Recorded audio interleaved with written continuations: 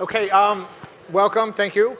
My name is Larry Kramer. I am presently with the president of the Hewlett Foundation, and I'm chairing this panel, which has the very narrow focus of privacy and security. We can think about this, and I want to sort of open this up just by putting out some of the problems. And as with all of these plenary panels, we're not looking at this to come up with answers for you all, but really to flush out a lot of the issues that will then get talked about in the subsequent breakout sessions. So if you think about this, there are sort of two big problems that we want to surface for you. The first is the general problem: how should we balance privacy and security? So think of that as a domestic problem. When you think about that balance, the obvious tensions, and they're familiar to everyone in this room, but is this a zero-sum game? Is it necessarily the case that any steps that we take to protect security require a trade-off on privacy, or any steps we take to enlarge or secure privacy rights require a trade-off on security? And if it is, then how should we think about making that trade-off? And if it's not, then how do you identify the mutual gains from trade that are conceivable or plausible there and realize them? And hopefully I should say it's not, but we'll see what the panelists say. Second, however any particular country chooses to balance privacy and security interests, one thing we can count on to an absolute certainty is that other countries are going to balance that differently. Now, obviously, that would not be a problem if all of the issues of cyber threats were confined within national borders, but just as obviously they're not.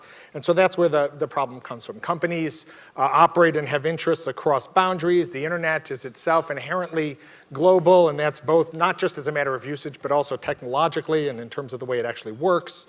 Those who want to misuse the technology are operating across boundaries, whether that's governments that are hostile to each other, terrorists, criminals, or just simple mischief makers. So how can the international community realistically accommodate the competing visions that they will have of the different balances between security and privacy? And I want to emphasize the realistically in that question, right? A simple answer would be if they would just agree on a single balance, but we can assume going in that that's just never going to happen, or at least not for a very, very long time. And so the problem comes back to us in how to accommodate different competing visions of how to protect these interests and what kind of trade-offs to make. And the other part of the realistically that I think people need to keep in mind is that one end of the spectrum is let's have one simple agreement on what we'll all do. The other end of the spectrum would be the least common denominator, the lowest common denominator. And assuming that's also not an ideal solution, the question is what can we do that's better than that? Now, I just want to briefly sharpen the stakes on those questions by using an example, just to flush out some of the issues and keep them in mind. And I say this, we talked about this before, this example is not meant to be the thing about which we'll talk, but simply to give some concreteness to the kinds of questions which may work itself as an example or may actually make people think of all the other examples that aren't captured in this one. And I'm not thinking here about the revelations exposed by Edward Snowden. I thought that's kind of too easy a target. So I have in mind something more like the Boston Marathon bombing. So the actual case is pretty familiar. Tamerlan Tsarnaev emigrates to the US as a child. At some point, he begins to radicalize, goes and spends 6 months in Dagestan, comes home, plans a bombing with his brother. He may or may not have made contacts or learned about building the bomb while in Dagestan. What was interesting was, to me, one thing, was afterwards, even as the government was being heavily criticized for its surveillance, actually even then, now much more so, but for its surveillance efforts and intrusions on privacy, it was simultaneously criticized for having overlooked or missed the evidence of Tamerlan Tsarnaev's web connections and contacts that would have given them a suggestion that he might do this. So you see the inherent tension there. Putting aside the sort of easy response, well, if the government can't catch him, then why should we let them do this at all? And recognizing that these efforts may, in fact, be necessary to yield some kind of protection, but also the fraught consequences as we try to balance. The question is, domestically, how should we think about what the government can and should do in terms of surveilling people to both prevent that kind of thing and protect our own privacy when we want to make whatever web connections and contacts we might have in mind? So that's the domestic question. Now you can imagine, and we don't know this for sure, but imagine that it was while he was in Russia that Tsarnaev made his contacts. But you can imagine the Russian government being indifferent to what's happening there with respect to people developing plans to cause harm in other countries as opposed to in Russia itself. You can imagine a government that might be too weak or incompetent to actually deal with those problems, or you can imagine a government that's even in favor of having it happen.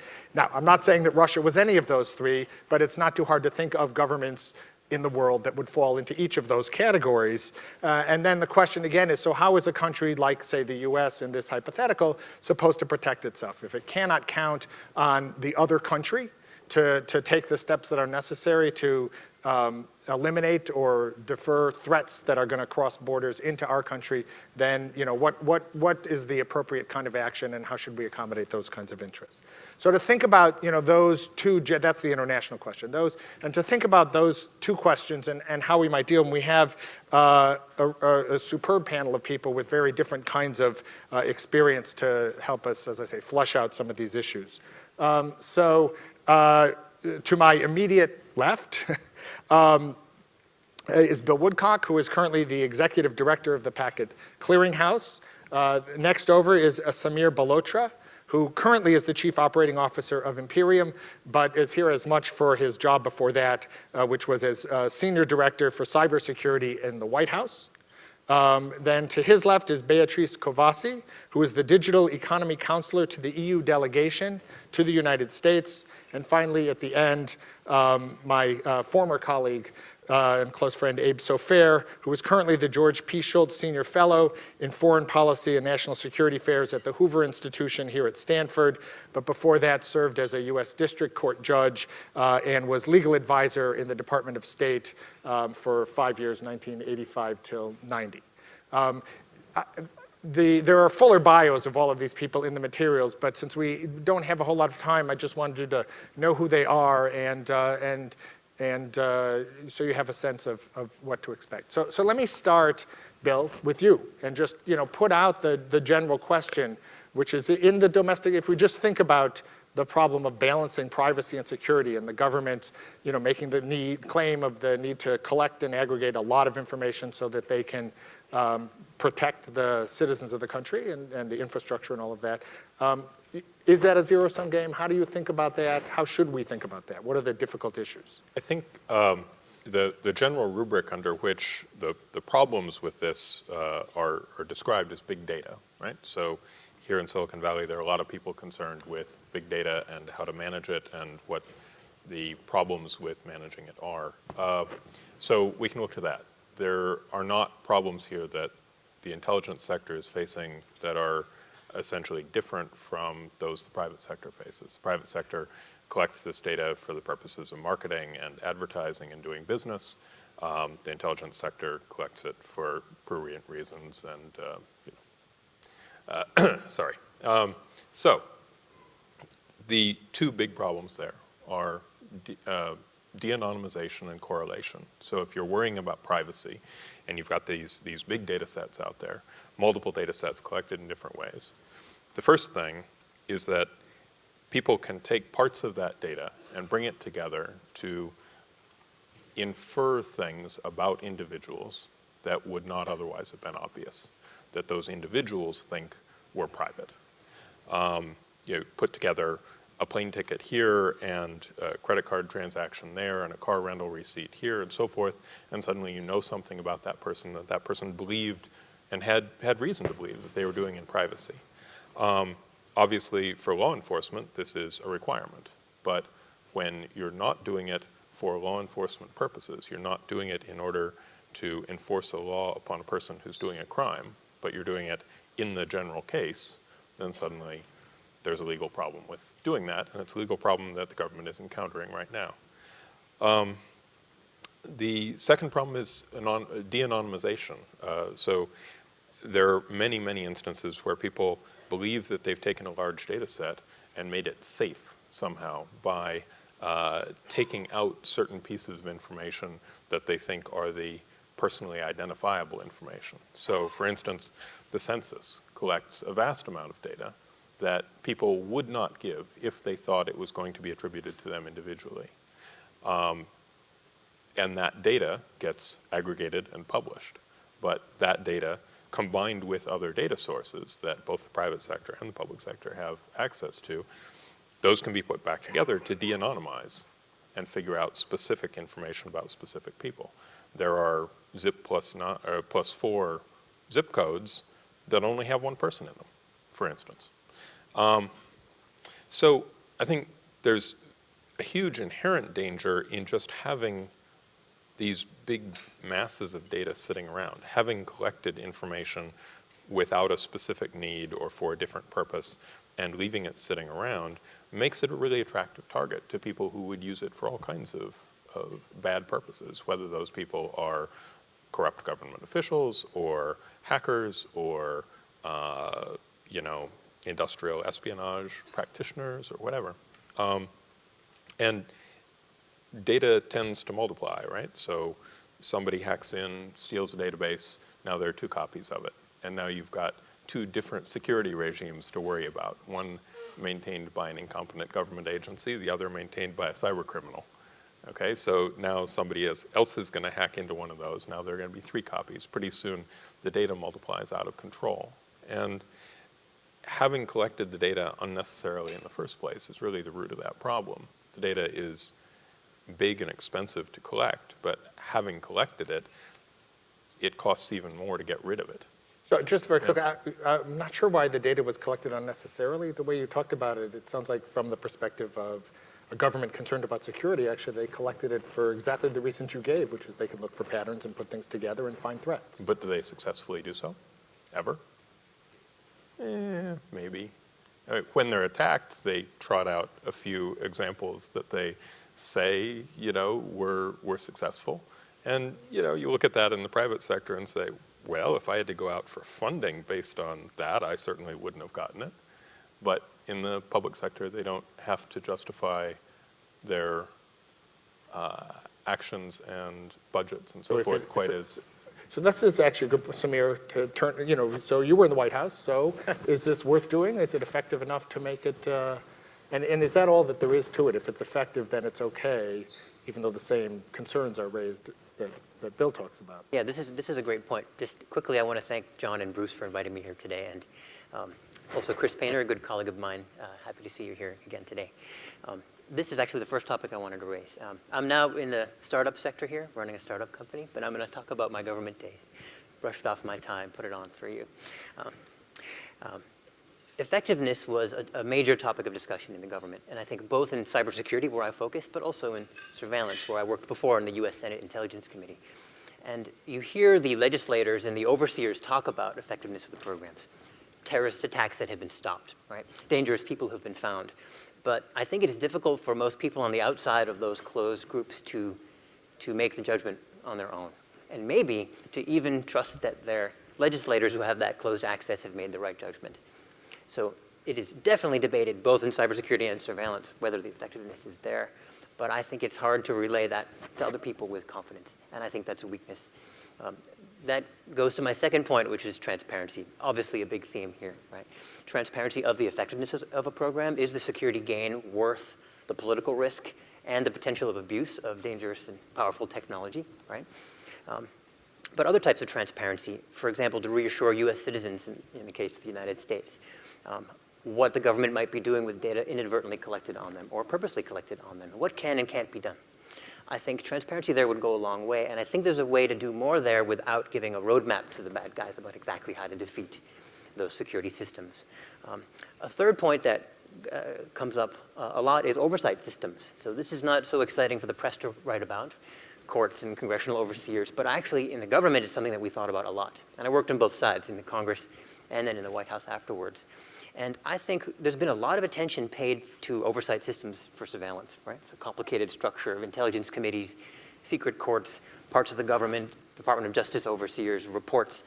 But it doesn't seem to really be satisfying the country. And I think many legislators have taken a step back lately and thought, post-Snowden, do we have the right oversight system in place to have confidence ourselves that our intelligence systems are following the law? And then to be able to relay that confidence credibly to the country or to foreign leaders that the right things are actually happening here. A fourth point that I wanted to raise here that is discussed a lot in the government is the impact on business. So now being a businessman, Bill being a businessman, I have to raise this topic. In the case of cybersecurity, in my experience, a lot of attention was paid to the impact to business of new government regulation, information sharing, liability, immunity, even new types of criminal penalties for different types of breaches. And I think you see that in the cybersecurity legislative debate in the United States playing out. There's a difficult balance between forcing industry to protect themselves better and being careful about the negative impact to innovation of doing that. I think in surveillance, it's less clear, and now we're starting to see that come out, whether the government has properly taken into account the negative impact to business, perhaps US businesses who want to operate overseas, the risk of balkanizing, right? Parts of the way the internet operates, if everyone has their own local controlled internet and cloud services instead of sharing in global services. And I think perhaps the government could do a better job balancing the business risks there. So those are four topics that I found carried through both cybersecurity and surveillance topics where I think we could do a better job. Does that work for you? I mean, I'm curious, you know, is your only concern about the efficacy of this relative to the information collected and, you know, so that if we do that with a degree of transparency, then, you know, go to it, government? Well, I think there's a big danger, which is that the analysis is much more difficult than the collection. And right now, there's a huge amount of money being spent on collection, and presumably correspondingly less spent on analysis, and thus the efficacy is not very good. The problem is that when you've got a big general problem, analysis is difficult. Databases work really well if you want a specific answer that you want to pluck out of them. But if you are trying to correlate big general trends through a whole bunch of large databases, the problem gets very vague and computationally intensive, and the results, the confidence of the results gets very low. So when government is trying to say who might in the future do a crime where crime is very loosely defined, that's a hard problem. When a criminal says, well, I see the government has these three databases, and if I pluck specific records out of those three databases, I can impersonate somebody successfully and empty the money out of their bank account, right? This is a very easy problem by comparison. So we have government trying to solve a very hard problem and throwing insufficient resources at it to succeed, whereas they create this danger to everyone by doing it. And, you know, as Samir says, the transparency is absolutely necessary in government functions, especially when they're posing a danger to citizens. And at the same time, I know a lot of people who are most frustrated about the whole NSA thing in that we've spent all this money, taxpayer dollars into it, and they were incompetent. They got caught, right? So at the very least, we would expect them to do their job without failing in that basic principle of not getting caught. So, you know, there are two sides to the transparency thing as well. Now that everybody knows that they've been doing all this, you're seeing, on the one hand, court subpoenas for records that would exonerate someone who's accused of a crime, but on the other hand, I'm sure there are plenty of cyber criminals who are, you know, going after that data for their own purposes. So, yeah, the impact on business, yeah, I think is a huge one. The impact on personal privacy is a huge one. The benefits, frankly, aren't very obvious to me. I want to just build on this with one comment. I think these are some great points. In the US, at least, there is a clear difference in what the government does with metadata and with content. And actually, I'd love a discussion later in the day about how this plays out in other countries. You know, the rules are different for the intelligence community to collect metadata, which is what phone number called what number, what email address talked to who at what time, versus content, which is actually what was said, what you said, the words you used. And as you know, based on, I think, original constitutional differences and then case law that's played out over time, different rules apply to collecting that metadata, especially on US persons, versus content. Different rules apply to what you can do with it, how long you can keep it, expectation of privacy. And I think that that difference is a risk in the United States, right? I wonder how that plays out in other countries. Well, let's actually take that as an excuse to turn to Beatrice and, you know, give us your perspective on this from the European Union side. Well, grazie, and first of all, thank you for having me here and bringing a European Union perspective. I'm pleased that there are some member states as well in the room. Hope we could be more at this event. And And when I saw the title of this panel, actually, I thought, oh my God, this is going to be all about Snowden. I'm glad that is not the case. But let me just say at the outset that is it a zero-sum game? It is not much so. It's so not a zero-sum game for the EU, as I'm sure you are aware. And let me quote the European Council, what just took place in October. The European Council said that having a strong European general data protection framework and a cybersecurity directive in place, legislation in place, is absolutely paramount to have a digital internal market by 2015. So they go hand in hand. Is it a minimum common denominator? I want to be a bit provocative as well. For Europe, it will be the highest common denominator when it comes to data privacy and data protection. So it is a difficult balance that we are facing as well, but we are working on both fronts at the moment. So we have this new, the first European cybersecurity strategy in place, and we have the first vote that took place recently as well on the data protection legislation. We are trying to maximize both and to take them hand in hand. So I'm not even sure what, it's interesting, I said lowest common denominator, and now I'm thinking, I'm not sure what highest common denominator means, because that means maximum protection of privacy or maximum protection of security, and is it the highest one then lowest of the other? No, I think it would, they go hand in hand, but we have, as you know, a special sensitivity when it comes to data privacy. So it is something that will be maybe less negotiable, less on the negotiating table than in other parts of the world. And this is also a reason why we have not decided to take it as part of the negotiations, of the commercial negotiations, because it's still a fundamental right and it belongs elsewhere.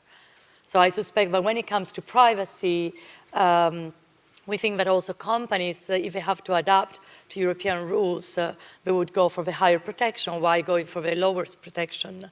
And this eventually, might result in an alignment internationally. So let's now move this just a little bit out into the international domain. And you've got even just here some different views on how to think about the problem. So, based on your experience, how are we going to solve those differences internationally? The interest in protecting cybersecurity is not inconsistent, in my view, with freedom and privacy. On the contrary, security is a requisite to real freedom and privacy. And in that sense, I think that can be shown in many ways. And what you've witnessed here today with a minister from China telling us about the horrible situation that exists in China with massive attacks on its system, interference with the activities of its nationals, matches what you've heard from repeatedly over the last few years about these massive on our systems, interference with our companies and our individuals. Yet, we've had a consistent view from the United States that we can deliver cybersecurity to our people without any kind of international agreement. Our government has been gradually willing to say things like they're now going to sit down and talk to foreign countries about norms of conduct and things of that sort. But we were here at Stanford with CSAC and the Hoover and everybody else at the table from the university and many experts from all over the world looking at cybersecurity and international affairs some 10 years ago. And we were driven to the conclusion that we needed an international body of some kind to bring everyone together, all the states together, to look at how cybersecurity can be enhanced. And there's very little mystery about the kinds of prohibitions that would be required in that kind of an international agreement. There are many arguments that were made then and continue to be made, although the less said it seems the better from the US government perspective. They try not to address these issues because there's so much against any kind of meaningful international cooperation, in my experience. But the problems can be handled. We concluded at that time, and over the years, I've maintained the same positions. First of all, as Scott Charney pointed out in the last panel, I think very clearly, we have to limit ourselves to trying to solve those problems that can be solved. And the minister from China said the same thing. Let's be practical. No one is going to regulate internationally the intelligence gathering activities of our countries. No one is going to mandate internationally the military activities of our countries. There are treaties that govern what you can do militarily, but they're the laws of war. And they're there, and we're going to figure out what they mean in terms of cyber activities as we go along. We should be more open to that. We should be willing to talk about that more than we do. But those rules are there. So if you start directing yourself internationally to those functions that you actually may be able to get the kind of agreement internationally that you need to create a specialized agency of the kind that we have in many areas that have added enormously to security, you need to say, well, what are the areas in which we agree? And you could hear it from the Chinese minister here this morning. The financial sector, the energy sector, where if we don't have distributed energy protected, if we don't have our networks protected, how can we use distributed energy? We won't be able to. And this is an inherently transnational function. And if we don't have every player signed on to these standards that would govern these particular areas, we're never going to get anywhere. Now, the second objection is, how do you trust a UN-type agency to do something that isn't political to the point that it really is destructive rather than helpful? Well, we do. We trust the ICAO, the International Civil Aviation Organization. We trust the International Maritime Organization. There are a series of specialized agencies, the World Health Organization, that set international standards and protocols for the world by consensus. And those standards are developed in committees that are run, essentially controlled by the private sector or by technicians. And in our recommendation was to take the IETF, to take the private, very, very private orientation of the cyber area and build that into an international institution. And at this point, still, the US would have the leverage to try to bring that about. We're losing leverage every year internationally as China and the other countries get together and push the ITU agenda. And it's not one I favor. I do not favor equal rights internationally where a majority of states could shove something down the throat of the United States. That is not the model internationally. The model internationally is either consensus or it is the major powers being allowed to veto things that are inconsistent with their interests. So being practical is part of any sound international structure. And so it is thrilling, actually, for me, after 10 years of being in the wilderness on these issues, to watch what's happening in the last couple of years. As China, Russia, India, these countries step up and say to the United States, look, There is no way we are going to be able to deliver a secure cyber system by acting alone. And when the United States finally believes that, as we finally did, incidentally, with biological weapons, with chemical weapons, when we realized the world was going to get those weapons, nuclear weapons, if we didn't do something to control them, to regulate them internationally, we are going to make some progress in this area, and it's very important that we be practical. Now, one more word, and that is the issue of privacy. How do we deal with countries that do not have the level of freedom that we have, and at the same time give them the security that we want? Well, let me take aviation, because I mean, this applies everywhere, but I'll give you the aviation model. We agree with China, with Iran, with anyone and everyone, that no one is supposed to bomb a civilian airplane or interfere with it or take it as a hijacked plane. We agree with that. We criminalize that activity internationally. And what we do when we end up with a prisoner in our hands that has committed that kind of a crime in China or in the former Soviet Union, where we actually had such a case, what we do is we prosecute him instead of extraditing him. There's a fundamental principle that we build into these treaties to enable us to maintain our values, not subject him to the due process that he was going to get in the Soviet Union, which would not be very good. We prosecuted such an individual ourselves, even though he hijacked a plane in order to get free from what we regarded as a tyranny. It was a crime, and we prosecuted it.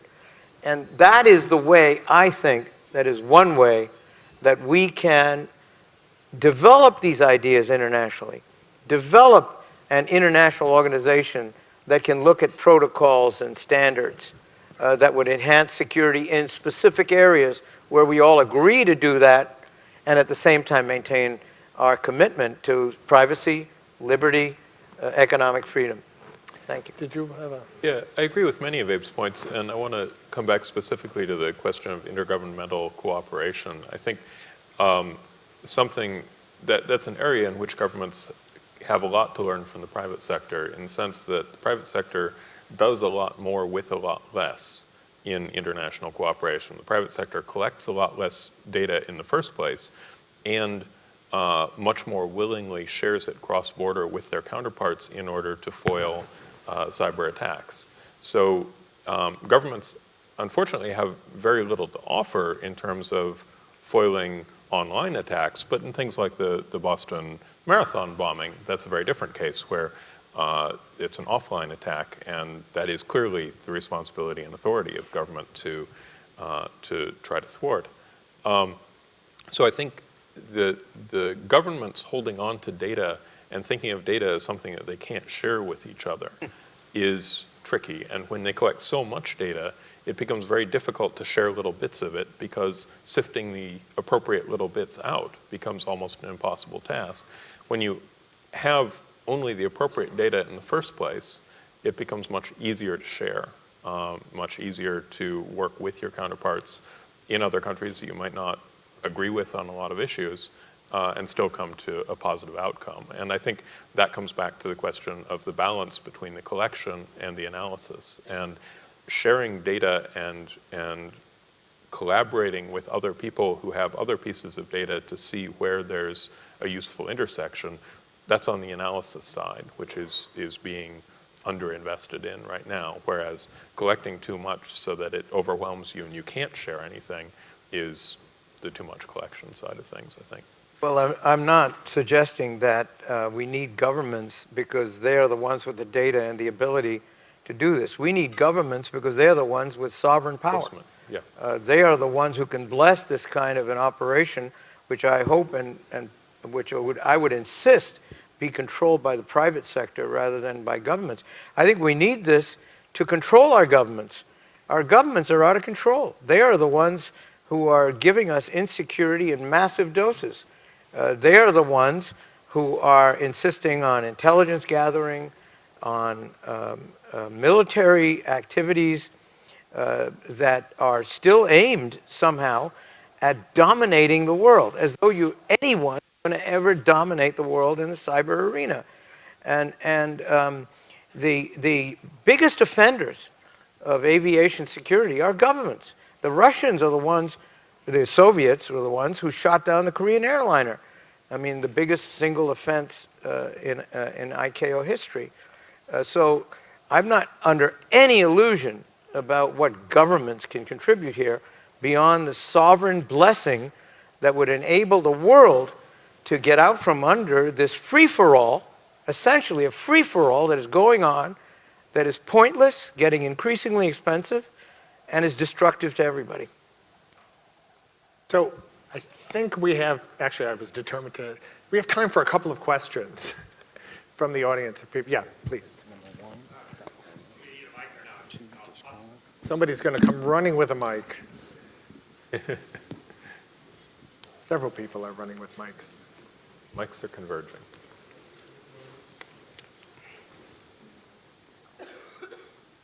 It's on. Thank you. I was very interested in Mr. Woodcock's comment about the dangers of just aggregating big data. And I think he makes a very good point. But if private industry is aggregating big data for its own purposes, are you going to pass laws prohibiting that?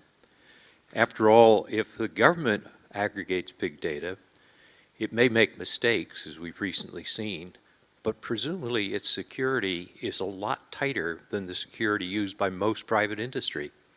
So if you're really interested in privacy and the dangers of big data and criminals aggregating across databases, you should be passing a law prohibiting the accumulation of big data. In a world of modern technology, how are you going to do that? So I think that passing a law to do it is one approach, and there are certainly many people discussing that. I agree completely that that kind of aggregation and warehousing of dangerous information is equally problematic regardless of where it happens, because criminals who would abuse it really don't care where it is. More problematic in the private sector. Indeed, more problematic in the private sector because there are financial incentives for abuse. And I think other approaches that are being discussed are liability approaches, both criminal and civil. So if there was a Snowden-style disclosure about data collected by, say, AT&T for its own purposes, you would find civil suits, right, that the government is essentially immune from. So AT&T carries liability insurance policies. In order to maintain those policies, they have to make certain assurances to their insurers about their practices. There are a set of checks and balances that are in place on the private sector internationally, which, you know, can arguably be said to either be working or not working, depending on your point of view. Admittedly, I'm not saying that that is a solved problem. What I am saying is that governments exempt themselves from many of the checks and balances that do affect the private sector. So although I think you're right, the potential for abuse is higher in the private sector, also the checks and balances, the recognition of the liability, and the internal protections are all higher in the private sector. So for instance, the reason why we don't have a lot of Snowden-style disclosures in the private sector is because the private sector treats security classification much, much more stringently than the intelligence community in the public sector. So you don't find people who get a security clearance and that carries them for 20 years with access to broad ranges of data that are inapplicable to what's necessary to do their work. By contrast, the private sector tends to maintain ongoing assessment of the need to know of each employee and the trustworthiness of each employee, and employees get sort of re-examined every time they move job to job. Europe, as you know, we have a complete different approach, and as everybody knows, we do distinguish very clearly between what is personal data and what is not considered as personal data. Personal data are those that can be can be linked to a natural person, and those data are those at the center of our attention, at the center of our special protection. It is different if you're talking about, of course, atmospheric or environmental data or other kind of data. And I think that some, and of course we distinguish also sensitive data and non-sensitive data, sensitive being clearly data about race, sex, or sexual orientation, health issues. So I think some of this distinction, I've seen them also starting to be made in the US debate, but I think we come from approaches that are fairly different still. And maybe one of the advantages of having all these spotlights, if you want, on privacy versus security at the moment is that it will oblige us to talk more, discuss more, and learn more about the systems that we have in place. Sadly, I'm afraid all the other questions will have to be done in the networking session to come. So please thank the panelists for a wonderful session.